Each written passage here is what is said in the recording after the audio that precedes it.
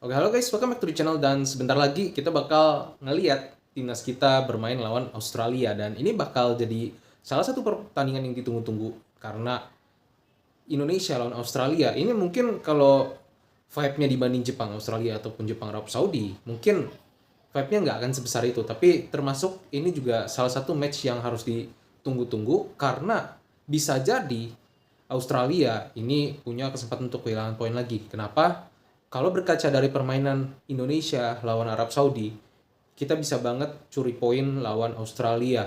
Ini possible banget buat timnas kita lakuin. Bahkan timnas kita bisa curi 3 poin pol dari Australia. Yang jelas, tapi Australia juga nggak pengen kehilangan poin lagi. Mereka udah kehilangan poin lawan Bahrain, kalah 1-0 di kandang pula, dan kali ini di tandang mereka benar-benar pengen balas kekalahan itu dengan membawa pulang 3 poin. Seperti halnya yang dikatakan oleh pemain Australia maupun Graham Arnold ketika mereka sedang melakukan press conference. Nah, yang jelas lawan Indonesia ini nggak akan mudah karena mereka juga atau kita juga udah datengin pemain-pemain baru dan ada dua pemain lagi, Mesiel Gers dan Emiliano Rangers. Kita punya Martin Paes sekarang dan Jay Itzes ini benar-benar berasa banget, ngangkat banget tim kita terutama dari segi defense. Kelihatan banget ketika kita lawan Arab Saudi itu defense kita benar-benar disiplin dengan ketambahan mereka berdua. Dan ditambah dengan yang ada aja seperti Rizky Ridho maupun juga Justin Hubner kemarin saya nggak main. Nathan Joaon dan Kevin Verdong bisa ditaruh sebagai left center back. Ini juga udah punya pengaruh yang cukup besar buat tim kita. Dengan ditambah lagi nanti Mesiel Gers dan ditambah lagi Emiliano, ini bakal jadi punya pengaruh yang besar. Dan di lini depan, ini sangat benar-benar penting ketika lawan Australia. Karena lawan Australia kita bisa bermain menyerang dan seperti yang kita tahu permainan dari Australia sendiri juga merupakan permainan transisi yang bertahan ke menyerang dan mereka ini permainan cukup defensif dan banyak mengandalkan crossing dan juga terutama bola-bola atas dan rebound. Nah ini yang wajib diwaspadain sama Indonesia, terutama ada 3 pemain yang sebenarnya paling berbahaya menurut gue dari sisi Australia. Yang pertama ada Sutar.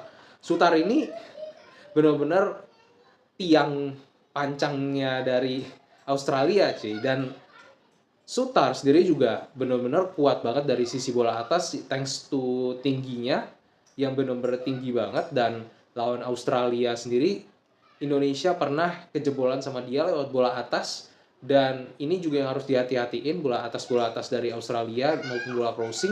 Kemudian ada Irvin, dia juga salah satu pemain yang patut diwaspadai juga, terutama bagaimana dia beraksi dari lini tengah. Dan juga Goodwin.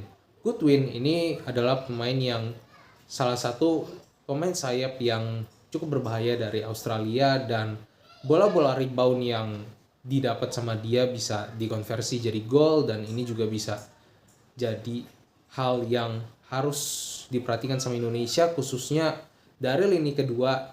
Kita nggak boleh kalah karena di perang lini kedua inilah yang sangat penting. Ketika Australia nggak dapat bola-bola atas, mereka punya pemain-pemain yang siap buat rebound yang pasti ini udah dilatih sering banget sama Australia, dan banyak tim juga yang kecolongan di lini kedua. Nah, tapi Indonesia sendiri dengan permainan kita yang lebih kaki ke kaki, ini juga bisa merepotkan dari sisi Australia.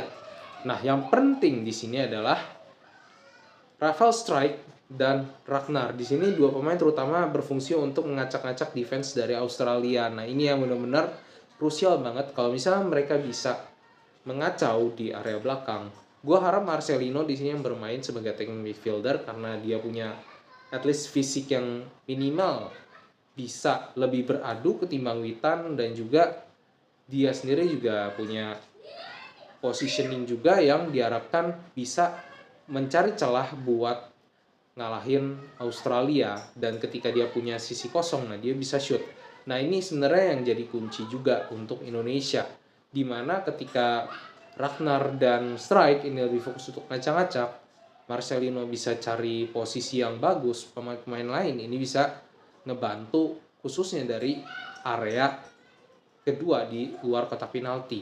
Ini bisa jadi posisi yang bagus banget buat Indonesia. Ini ngacauin pertahanan dari Australia, bahkan bisa mencuri gol. Yang jelas, kalau ngeliat dari permainan Australia, mereka cukup banyak ngelakuin pelanggaran sebenarnya yang nggak begitu perlu.